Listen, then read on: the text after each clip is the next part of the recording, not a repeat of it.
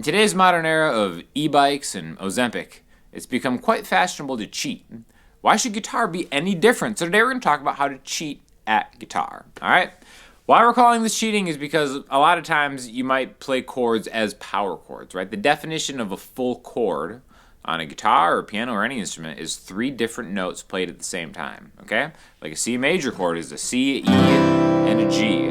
A G major chord is G, B, and D. Even if I'm playing 5 or 6 strings, I'm only playing doubles of either G, B, or D. G minor would be a G, B flat, and a D, stuff like that, okay? Now the beautiful thing about power chords is we can replace any one of those chords with more of a representative sound. So instead of having to change from like C major to B minor to D major to G major, all those being different shapes, right? See how that's kind of different? It can be difficult when you're starting out. You can just kind of go G, C, B, D, and then just move one shape. Your pointer finger, 3rd fret E string, then ring finger or pinky, 5th fret A string. You could even use your middle finger if you're like one of these e-bike maniacs out there, just with your own law of the road, your own sense of justice, if you want. But let's not get that carried away, right?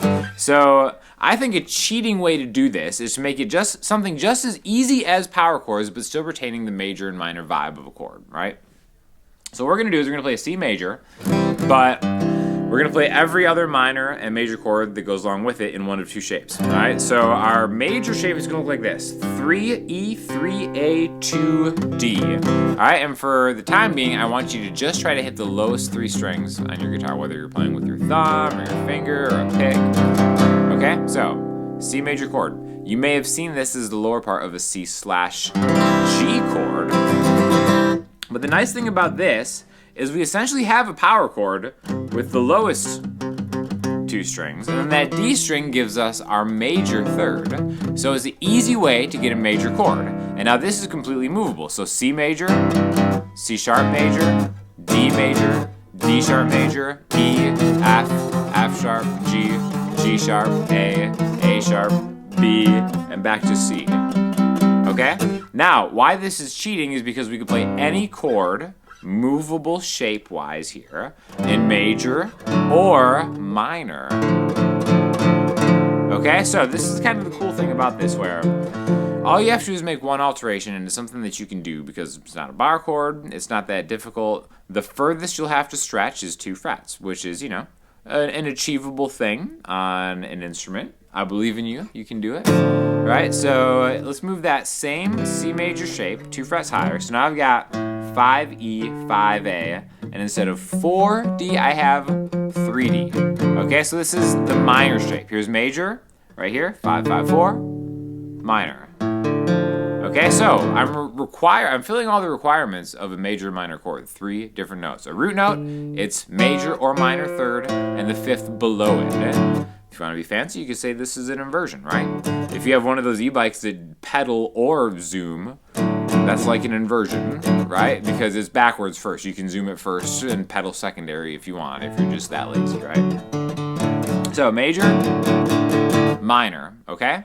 So we can play all the chords in a key, essentially, all the main chords in a key, using one of these 2 shapes. So we'll go through, traditionally, the 6 main chords in the key of C major, and then we'll do some other examples too, right? So the 1 chord in C major is C major, 2 chord D minor, 3 E minor, 4 F major, 5 G major, 6 A minor, back to C, right? Listen to that real quick.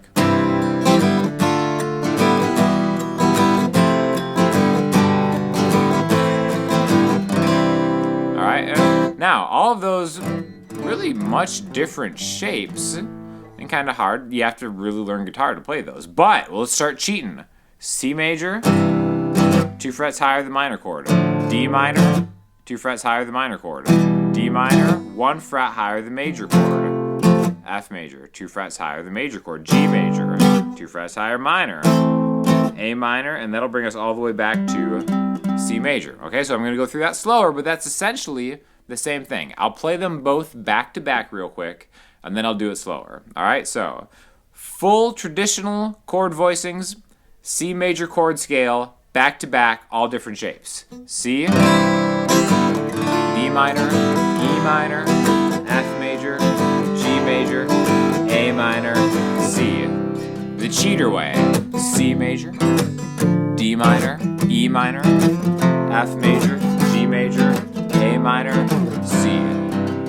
Okay, so what's the difference? You lose a little bit of high end for sure, but right there just doing this one kind of trick up and down the neck, you've learned all the chords without having to change shape so much. We're cheating our way through it, okay? And again, if you track your ring finger and your pinky just as moving in intervals, spaces between notes, then all you have to do is worry about, am I gonna apply my middle finger or my pointer finger to go 1 fret back for major or 2 frets back, flattening that third note in the chord, minor, major, minor, major, minor. Just like that, okay? So when I say memorize the intervals between the notes, it's really easy. There's a formula for that, whole, whole, half, whole, whole, whole, half. Memorizing a very simple pattern of the letter W and the letter H is cheating. It's not having a fundamental understanding of music or music theory. That's not what I'm trying to trick you into learning right now. I would never do something like that.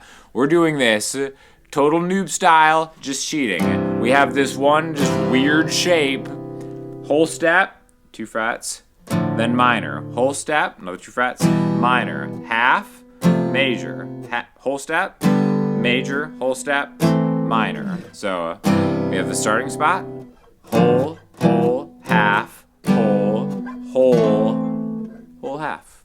Finish it up just like that, right? Now, what's really cool about this, it works in any key so long as we just keep all these voicings closed, okay? Now, you can even make this simpler to cheat even more, making either major or minor power chords. This is what we're going to look at in the key of G real quick. But before I get there, I want to tell you about the sponsor of this video, Elixir Strings. You knew this was Elixir Strings because the guitar sounds so good. Martin D35 right here, stocked it with the Elixir NanoWeb 8020 bronze 12s. And it's the best tone that you can get in guitar history, right? It's cheating because it sounds so good when you put these strings on. They last 3 to 5 times longer, even though you may be spending a little bit more money than like the cheap, nasty, terrible strings at first. By the time these run out, which is going to be forever from now, might outlive you even, you're going to have saved so much money than buying the replaceable strings. So thank you to Elixir for being the best strings on the planet and helping me cheat my way through this guitar lesson, right? So, let's do this with major or minor power chords. Again, a power chord is essentially not a full chord, just kind of 2 different notes. So for G, let's just take the lower part of a G major chord, maybe just the 3rd fret of the E string and the 2nd fret of the A string. So a root note and it's major 3rd. You guessed it, if we wanted to make this minor, we just go back. We flatten that. We don't do it this. We don't do it e-bike style. We do this mountain bike style, right? Where your ring finger is the root note. Right? You leave a message in the comments if you do a mountain bike style like I do. That's how we keep it going here.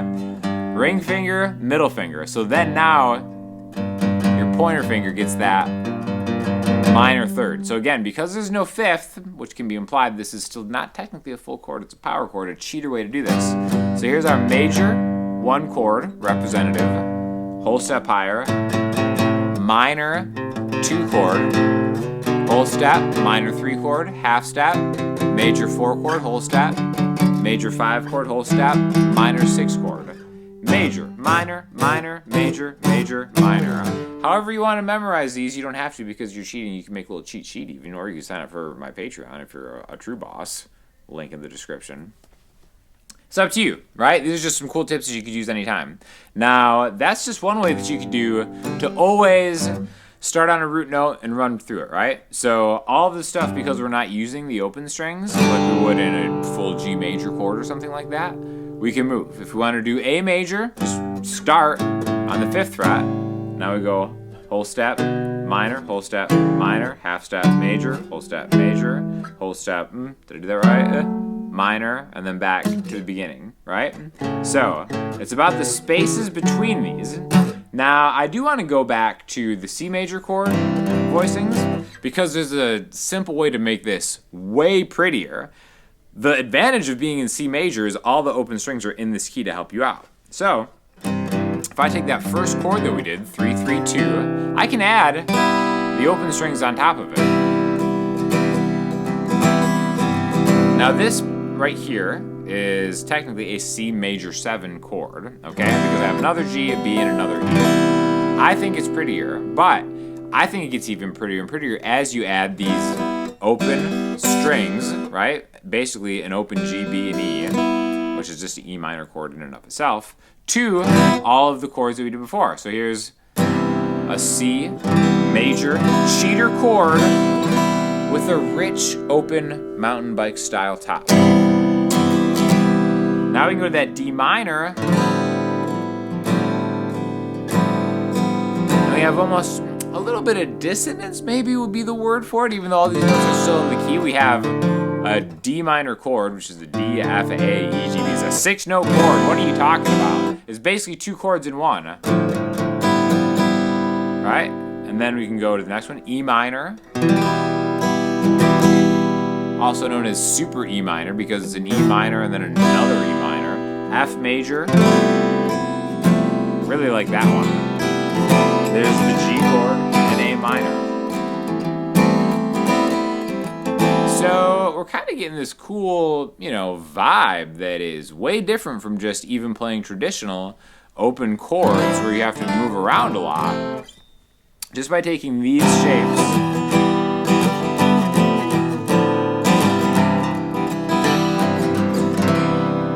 and kind of adding a little bit of mystery and flair by getting that E, G, and B, G, B, and E on top of the chord, right? So that's the way to cheat like you think you have some fancy chords under your belt, because these are kind of fancy chords if you were to try to come up with names for them, especially C major 7 in all its simplicity.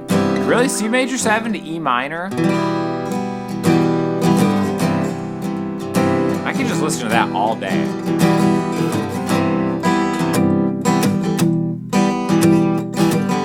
D minor. And then again, if you want to bring it down, I'm palm muting it. I always think palm muting the lowest 3 strings on an acoustic guitar sounds amazing. And again, how you do that, you just karate chop the bridge of the guitar so they don't sustain. See? Sustained. So when you deaden it right away, you can be more aggressive, just like the e-bike riders in Amsterdam versus Los Angeles, right? This is like an aggressive palm mute. Barely get tone. As you get closer to the bridge, you get a little bit more. Right?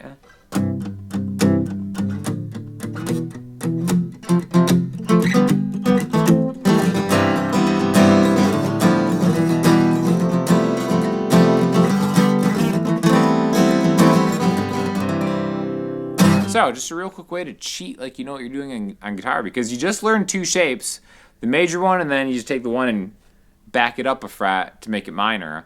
And essentially, you can play a version of any chord, because every chord has either, a root note and a class. It's usually like a root note and major, root note and minor.